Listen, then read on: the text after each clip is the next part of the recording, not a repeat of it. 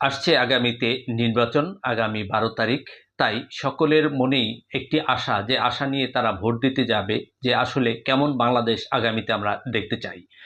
আগামীতে আমরা একটি বাংলাদেশ দেখতে চাই শহীদ প্রেসিডেন্ট জিয়াউর রহমানের 19 দফা এবং জনাব তারেক রহমানের 31 দফার সমন্বয়ে একটি বাংলাদেশ গঠিত হবে, একটি সরকার গঠিত হবে, যে সরকারের প্রধান থাকবে জনাব তারেক রহমান, এবং এই সরকারে থাকবে না কোনো দুর্নীতি, থাকবে না কোনো অন্যায় অত্যাচার, থাকবে না টাকা পাচারের কোনো ব্যক্তি, যে এই সরকারের ভিতর যারা টাকা পাচার করে এরকম কেউ থাকবে না।